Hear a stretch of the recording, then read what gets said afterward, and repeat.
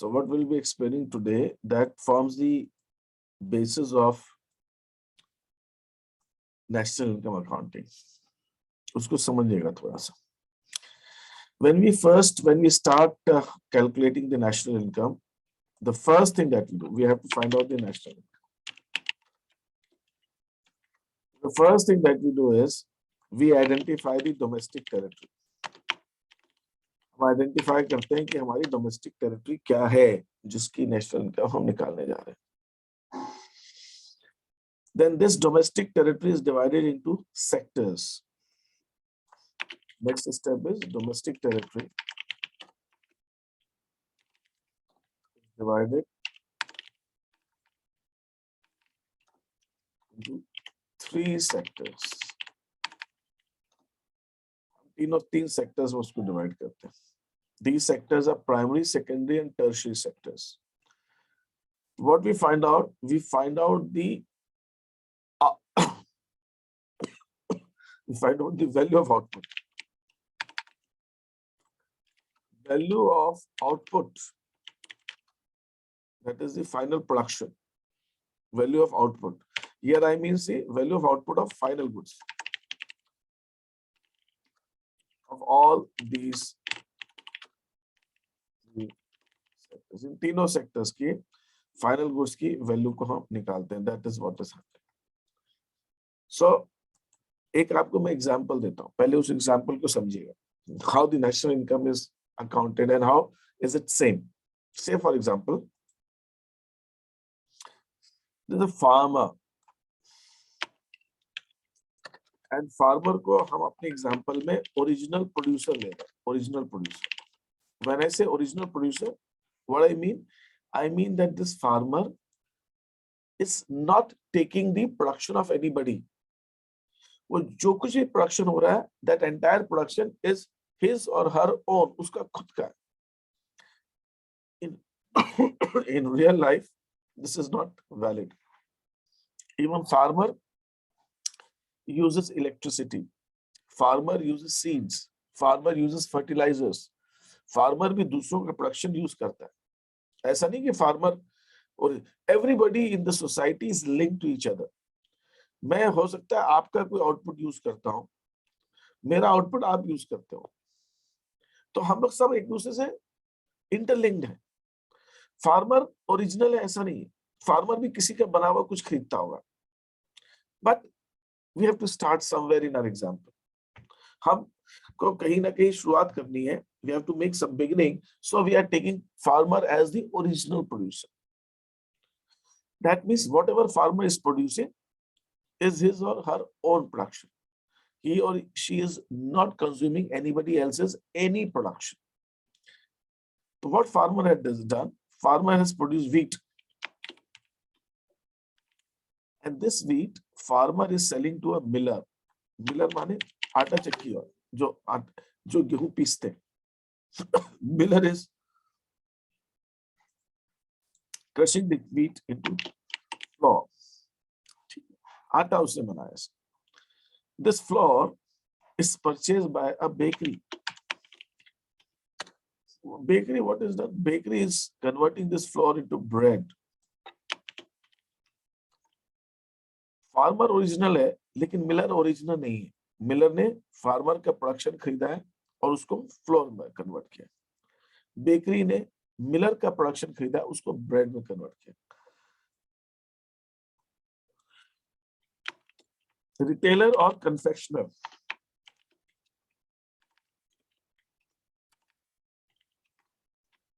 Cell कर रहा है. कन्फेक्शनरी स्टोर्स होते हैं ना, दुकानें लिखी रहती है जो ब्रेड बेचती है. वो ब्रेड बनी बनाए ले रहा है बेकरी से और उसको बेच रहा है. यहाँ पर मैं एक चीज क्लियर कर दूं. In economics when we are talking of production, all four are producers. Even ये retailer भी producer. Retailer भी services produce कर रहा है, तो retailer भी economics में producer है. Even retailer is a producer. वो खरीद के बेच रहा है. Even then that is a producer. जब तक goods final consume नहीं होते हैं, तब तक it is said that the goods are in the production cycle. इसको हम कहते हैं प्रोडक्शन बाउंड्री. प्रोडक्शन बाउंड्री, ये बाउंड्री हमें दिखती नहीं है. It is an imaginary boundary. Production boundary के बाद ये गुड्स जो है will go to the consumer. Production boundary के बाद जो गुड्स हैं कंज्यूमर के पास चले जाएंगे. तो जब तक गुड्स फाइनली कंज्यूम नहीं हो तब तक गुड्स प्रोडक्शन बाउंड्री में कहलाते हैं. And when the goods are taken by the consumer for own use and not for resale, till that point they are called intermediate goods. और जब वो यूज के लिए ले लेंगे then they will become final goods. The final goods. Till this point they will be called as intermediate goods. इसका मतलब till the goods are within the production boundary they are intermediate goods. When they become the final goods, they cross the production boundary. They cross the production boundary when they become the final goods. When the goods become final goods or they cross the production boundary, goods are said to be final goods. ये आपको ध्यान रखना. Any questions till here? यहाँ तक किसी को कुछ पूछना तो पूछिए मेरे से. सर जब फार्मर प्रोड्यूस कर देता है उसके बाद से इंटरमीडिएट गुड कहलाएगा ना? डेफिनेटली, क्योंकि उसके पहले तो गुड्स एग्जिस्ट ही नहीं कर रहे. Yes sir. Goods don't exist before the original producer. Once the original producer produces them, they are intermediate. Miller के लिए व्हीट रॉ मटेरियल है, बेकरी वाले के लिए फ्लोर रॉ मटेरियल, रिटेलर के लिए ब्रेड रॉ मटेरियल. हम जिसको रॉ मटेरियल कहते हैं वो intermediate goods. Yes sir. National income, लेकिन एक के लिए जो रॉ मटेरियल है दूसरे के लिए फाइनल गुड हो सकता है. हम लोग, लेकिन जब हम नेशनल इनकम की बात करते हैं, मैक्रो लेवल पे बात करते हैं, मैक्रो लेवल पे जब तक वो प्रोडक्शन बाउंड्री में है तब तक वो इंटरमीडिएट है. And when they become final goods they cross the production boundary. National level पे, मैक्रो लेवल पे एक ही टाइम वो फाइनल गुड बनता है जब वो फाइनली कंज्यूम हो. अभी हम लोग क्या करते हैं, मान लीजिए तुम जो है कॉटन खरीदते हो, रुई, और तुम उसका यान बनाते हो. मैं यान खरीदता हूं और उसके कपड़े बनाता हूं. तुम्हारे लिए कॉटन रॉ मटेरियल है और यान फाइनल गुड्स. मेरे लिए यान रॉ मटेरियल है और फैब्रिक, जो कपड़ा हम बना रहे हैं, फैब्रिक जो है वो फाइनल गुड्स है. तो लेकिन जब हम पूरे देश को एक साथ देखते हैं, बर्ड्स आई व्यू में देखते हैं, उस केस में वो कहती है कि तुम्हारा मटेरियल भी इंटरमीडिएट है, चाहे वो कॉटन हो चाहे यान हो. मेरे लिए यान या मेरे लिए फैब्रिक भी इंटरमीडिएट है. जब तक वो फाइनल कंज्यूमर के पास नहीं पहुंचता, till that time it is only in intermediate. बस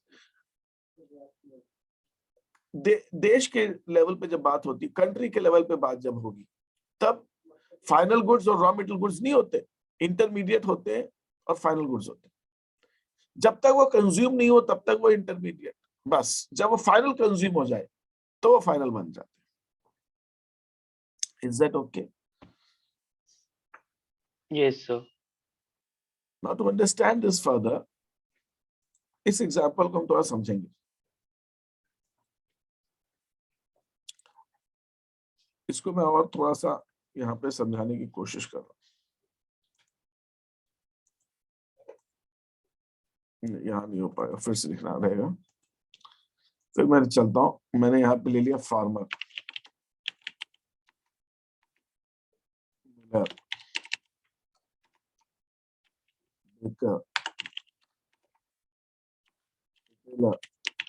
ये ट्रांजिशन. फार्मर ओरिजिनल प्रोड्यूसर है,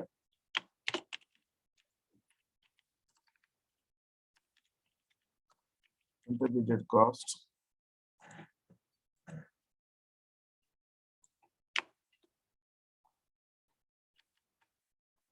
output.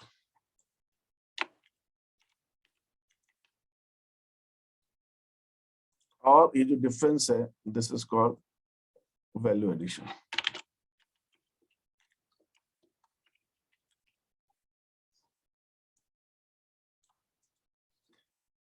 फार्मर की इंटरमीडिएट कॉस्ट मैंने नील मानी, लेकिन फार्मर ने जो प्रोडक्शन किया है, सपोज वो 200 रुपीज का प्रोडक्शन किया, फार्मर ने जो वीट प्रोड्यूस किया वो 200 का था, मिलर ने वो 200 का वीट खरीदा, तो उसकी इंटरमीडिएट कॉस्ट हो गई। मिलर ने उस 200 के वीट को 500 का आउटपुट में कन्वर्ट कर दिया, मतलब उसने जो आटा बनाया वो 500 रुपए का फ्लोर बनाया। फिर मिलर से 500 का फ्लोर बेकरी ने खरीदा, बेकरी ने उसको 800 की ब्रेड बना दी। 800 की ब्रेड रिटेलर ने खरीदी और उसने 900 की ब्रेड कंज्यूमर को बेच दी। कंज्यूमर ने खरीदी 900 की, बेची नहीं, तो हम ये कहेंगे फाइनल गुड्स की value 900। That means the value of final goods is ₹900। यहाँ तक किसी को कोई कंफ्यूजन? सार्थक and Mahak, both of you are clear what I have done so far? Yes, sir. Mahak, are you there? Sir, could you explain it once more? What I am saying is, let farmer being the original producer, farmer is producing wheat of ₹200. The output of farmer would be purchased by the miller. So the output of farmer becomes the intermediate cost Of for the the miller. miller. Sir, The miller crushes that wheat into flour, and the value of the flour is 500. The flour is purchased by the baker, and the baker converts that flour into bread. and the value becomes 800. Okay, sir, समझ आ गया. And that Thank you. bread is purchased by the bread of 800 is purchased by the retailer, and retailer sells that bread for 900 to the for ₹900 to the consumer. As the bread is purchased by the consumer for 900 and the consumer is not going to sell it further, we'll call this 900 as the value of final goods. Value of final goods is 900. Okay, sir. समझ आ गया. Thank you. At this point, is any doubt? No. Now, what would happen is, if we ask what is the contribution of the farmer to the society, farmer has created a value addition of 200. If we ask what is the contribution of the miller to the society, miller has created a value addition of ₹300. If we ask what is the contribution of baker in the society, baker has created the value of ₹300. If we ask what is the contribution of retailer in the society, the retailer has created the value of 100. And if we add the value added by all these 4 producers in the society, the total value added is 900.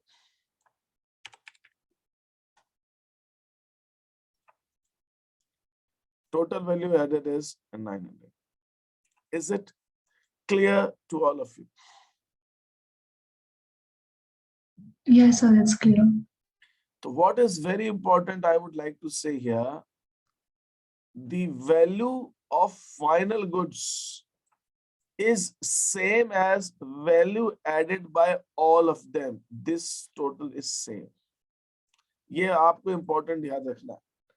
अगर मैं हर एक producer की economy के अंदर theoretically what we can see is, अगर जितने भी producers हैं सबका वैल्यू एडिशन जोड़ूं और वैल्यू ऑफ फाइनल गुड्स जोड़ दूं, तो वो theoretically they would be same and with all practical reasons also with the fact. Real life में हम क्या करते हैं, हर एक का वैल्यू एडिशन जोड़ना हमारे लिए पॉसिबल नहीं होता है। जब हम नेशनल इनकम निकालते हैं तो नेशनल इनकम है तो वैल्यू एडिशन, लेकिन वैल्यू एडिशन रियल लाइफ में कर पाना बहुत मुश्किल है। It is very difficult because everybody is linked to each other. यहाँ तो हमने 4 लोग ले लिए, एग्जाम्पल ले लिया, बता दिया। रियल लाइफ में ऐसा नहीं हो सकता। तो हम क्या करते हैं, how do we find out the national income? हम वैल्यू ऑफ फाइनल गुड्स जोड़ देते हैं। We just add the value of final goods and we get the national income. अगर मुझे 900 निकालना है और मैं हर एक प्रोड्यूसर से पूछूं तेरा वैल्यू एडिशन कितना है, तो मैं ऐसे जोड़ते ही रहूंगा, खत्म ही नहीं होगी काउंटिंग। हर कोई एक दूसरे से जुड़ा हुआ है, कोई ओरिजिनल प्रोड्यूसर नहीं है सोसाइटी में। Everybody is buying somebody else's product. तो कैसे करें? जैसे एक होता है ना कि हम ढूंढते ढूंढते गए और then we end up at the same point. हम इससे पूछा, इससे पूछा, इससे पूछा, इससे पूछा, घूम फिर के वही आ गए। So there is no starting, there is no end. तो कैसे निकालें वैल्यू एडिशन पूरी सोसाइटी का? फाइनल गुड्स की वैल्यू निकाल बस। अगर हमें फाइनल गुड्स की वैल्यू मिल जाएगी, if you can find the value of final goods, we would also get the value added by all the producers in the society. Is that fine with you all? Yes, sir. अगर Yes. मैं value added निकाल दूं, value added सबका निकालूं या final goods की value निकाल दूं, दोनों का आंसर सेम है। ठीक है, क्लियर है? हाँ सर, क्लियर है। ठीक है, अब आगे चलते हैं। अब होगा क्या? What the farmer would do with this? Farmer ने 200 रुपीस का वैल्यू एडिशन किया है, तो फार्मर क्या करता है?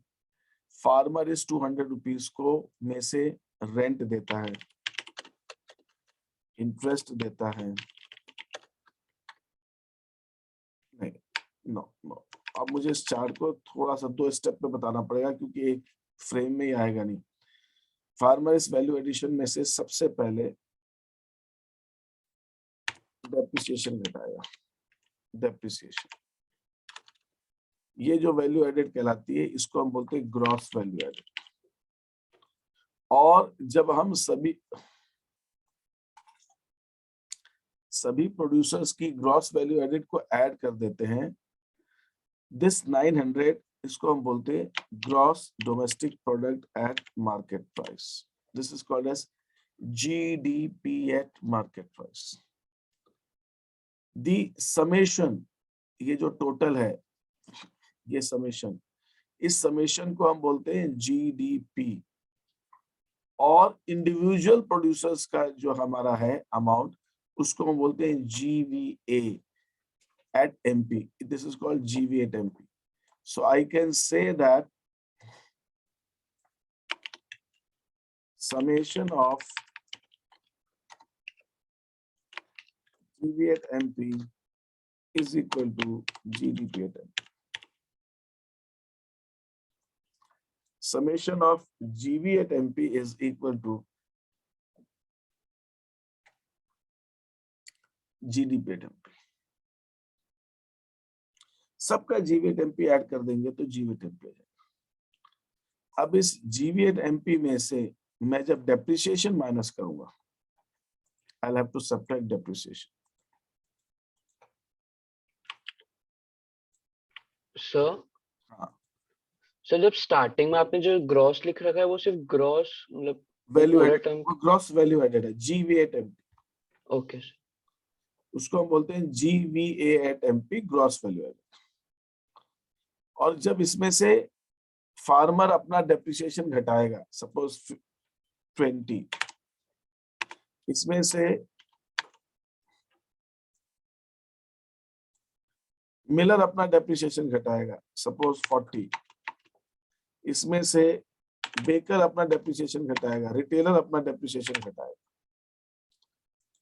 तो what will get is will get NVA, net value added, NVA आ जाएगा, ग्रॉस वैल्यू एडेड से NVA आ जाएगा। तो NVA क्या होगा, फार्मर का 180, इसका कितना होगा 260, इसका कितना होगा 250, इसका कितना होगा 90। तो जब मैं पूरी इकोनॉमी का डेप्रिसिएशन ऐड कर दूंगा 120 और मैं GDPmp में से डेप्रिसिएशन घटाऊंगा, तो जो इसका टोटल आएगा, we'll add this on 350, 600, 780।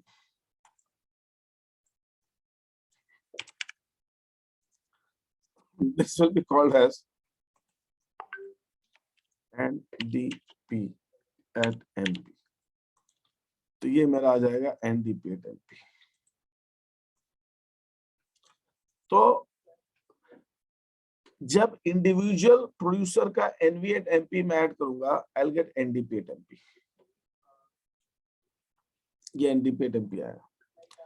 ये मैं ऊपर लिख नहीं पा रहा हूँ स्पेस की वजह से NDP, but it is N NDP। NVA at MP, ये जो ग्रॉस वैल्यू एडेड है, this is GVA at MP, this is NVA at MP। इसमें से फिर हम NIT माइनस करते हैं, net indirect taxes, net indirect taxes. Suppose NIT farmer को गवर्नमेंट सब्सिडी देती है, तो उसका NIT माइनस में आएगा, NIT उसका माइनस में आएगा। सपोज उसको सब्सिडी 20 की मिलती है, मिलर गवर्नमेंट को टैक्स देता है 20 का, बेकर गवर्नमेंट को टैक्स देता है 15 का, रिटेलर गवर्नमेंट को टैक्स देता है 10 का, सपोज लाइक दैट। तो पूरी इकोनॉमी का नेट इनडायरेक्ट टैक्स कितना होगा 25। और जब मैं NVA at MP में से NIT लेस करूंगा, I will be left with NVA at FC factor cost. तो फार्मर का NVA at FC कितना हो जाएगा 200। सॉरी, ये हाँ, उसको सब्सिडी मिल रही है, उसको सब्सिडी मिल रही है, उसको गवर्नमेंट को टैक्स देने की उसको जरूरत नहीं हो रही है। नेट इनडायरेक्ट टैक्स उसका नेगेटिव, तो यहाँ पे उसका फैक्टर कॉस्ट जो है उसकी 200 है, उसकी 180 तो कॉस्ट आ रही है, 20 रुपए उसको गवर्नमेंट से मिल जा रहा है, तो वो 200 हो जाएगा। ये 260 NVA है, इसको गवर्नमेंट को 20 रुपए टैक्स दिया, इससे माइनस होगा, दिस इज 240। ये इसने दिया तो इसका 235। सर अगर उसको 20 गवर्नमेंट से मिल रहा है तो NVA at एक्चुअली ये FC माइनस 200। नहीं है, इसका फॉर्मूला है अपना NDP at MP minus NIT is equal to NDP at FC। तो माइनस माइनस प्लस हो जाएगा, ये यस सर ये NIT जो माइनस में है और ये माइनस में है, और ये माइनस माइनस क्या हो जाएगा, प्लस हो जाएगा। Okay sir. तो NDP at FC इसका 200 हो जाएगा। यस महक ये समझ में नहीं आ रहा है ना, थोड़ा सा टेक्निकल जा रहा है। तो मेरे को अभी तक तो समझ आ ही रहा है, मतलब जो कैलकुलेशंस वगैरह हो रहे हैं। Is that okay? हाँ सर, वो तो समझ आ गया। तो इसको मैं फिर अब कल कंटिन्यू करूंगा, मुझे इसका चार्ट बनाना पड़ेगा। I am not able to accommodate it to one piece out here. मैं इसको बनाता हूँ और फिर मैं कल करता हूँ।